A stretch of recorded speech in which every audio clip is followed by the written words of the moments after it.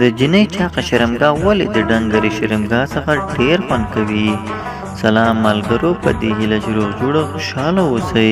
ملګرو، زموږ نننۍ ویډیو د مېرمنې د شرمګاه په هکله ده چې کومه شرمګاه ډېر خوند کوي، یعنې ډنګره او که چاقه، او نارینه کومه شرمګاه ډېره خوښوي. دوستانو، دا خو معلومه خبره ده، که چیرې مېرمن لږ هم چاقه وي نو د هغې شرمګاه به هم پوره چاقه وي او سمې غټې شونډې به لري.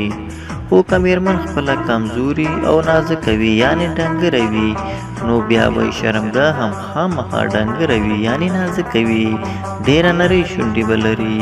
زیات نارینه شته چې چاقه شرمګاه د مېرمنې ډېره خوښوي، خو که چیرې د نارینه ذکر بیا کوچنی وي یعنې وړوکی وي نو بیا ډېر لوی مشکل ده، ځکه بیا چاقه شرمګاه کې سمه نشي یخولی، ځکه چاقه شرمګاه لپاره خو لږ ډبل او ذکر پکار وي، او د کوچني ذکر والا له دې څخه خوند هم نشي اخیستلی. دا کوچنی ذکر به یې شونډو کې ورته پټ شي او داخلي شرمګاه خو به همداسې تش پاتې شي او مېرمن به همداسې ګرمه پاتې شي او خاوند به یې مخکې له داخل کولو انزال ته رسېدلی وي، خو بیا ډنګرې مېرمنې داسې نه خوښوي.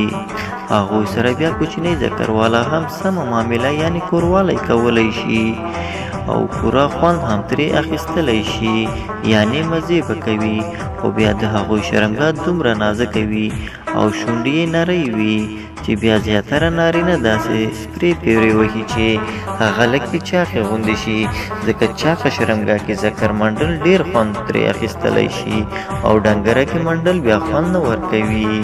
ډنګره شرمګاه ولې زیاتره نارینهو ته خوند نه ورکوي؟ ځکه په هغې کې ټوله غوښه نه وي، هغې کې هډوکي هم وي چې ذکر پکې لګېږي چې د خوند سبب یې کمیږي، او نارینه خو دا خوښوي چې شرمګاه سمه د غوښې ډکوي چې ذکر ور داخل شي او خوندونه ترې واخلي. دوستانو، په دې هیله چې ویډیو مو خوښه شوې وي ضرور یې در سره لایک کړئ.